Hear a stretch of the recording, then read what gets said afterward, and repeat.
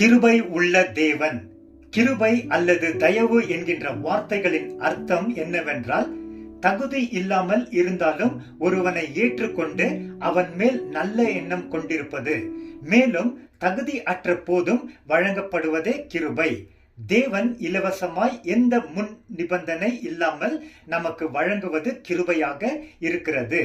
தேவன் நமக்கு ஒவ்வொரு நாளும் தமது கிருபையை அளவில்லாமல் கொடுத்து வருகிறார். மெய்யாகவே அவர் கிருபை உள்ள தேவன். இதை வெளிப்படுத்தும் சில சத்தியவேத வசனங்களை பார்ப்போம். என்னுடைய எல்லா தயவையும் நான் உனக்கு முன்பாக கடந்து போக செய்து யெகோவாவுடைய நாமத்தை உனக்கு முன்பாக கூறுவேன். எவன் மேல் கிருபையாக இருக்க விருப்பமாக இருப்பேனோ அவன் மேல் கிருபையாக இருப்பேன். எவன் மேல் இரக்கமாக இருக்க விருப்பமாக இருப்பேனோ அவன் மேல் இரக்கமாக இருப்பேன் என்று கர்த்தர் மோசேக்கு அறிவித்தார். யாத்ராகமம் 33:19.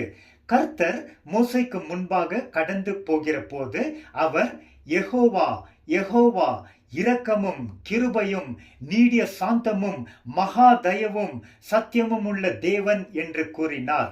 யாத்ராகமம் 34:6. ஆண்டவரே, நீர் மன உருக்கமும் இரக்கமும் நீடிய பொறுமையும் பூரண கிருபையும் சாந்தமும் உள்ள தேவன். சங்கீதம் 86:15.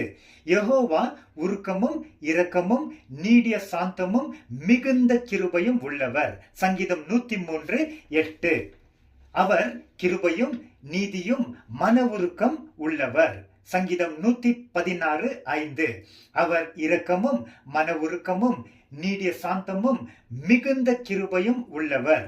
அவர் தமது வழிகள் எல்லாம் நீதி உள்ளவரும் தமது செயல்களில் எல்லாம் கிருபை உள்ளவருமாக இருக்கிறார். சங்கீதம் 145:8-17. இஸ்ரவேலர்கள் தேவனுக்கு விரோதமாக நடந்தார்கள்.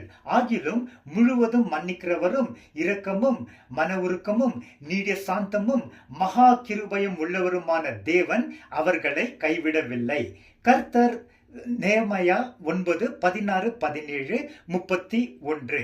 கர்த்தர் தயவுள்ளவர் என்பதை நீங்கள் ருசித்து பாருங்கள். 1 பேதுரு 2:1. தேவன் கிருபையும் இரக்கமும் உள்ளவர். நீங்கள் அவரிடத்திற்கு திரும்பினால் அவர் தம்முடைய முகத்தை உங்களை விட்டு விலக்க மாட்டார். 2 நாளாகமம் 30:9. நீங்கள் உங்கள் தேவனாகிய கர்த்தரிடம் திரும்பினால் அவர் இரக்கமும் மன உருக்கமும் நீடிய சாந்தமும் மிகுந்த கிருபையும் உள்ளவர். அவர் தீங்குக்கு மனஸ்தாபப்படுகிறவருமாக இருக்கிறார். யோவேல் 2:13. ஆமேன்.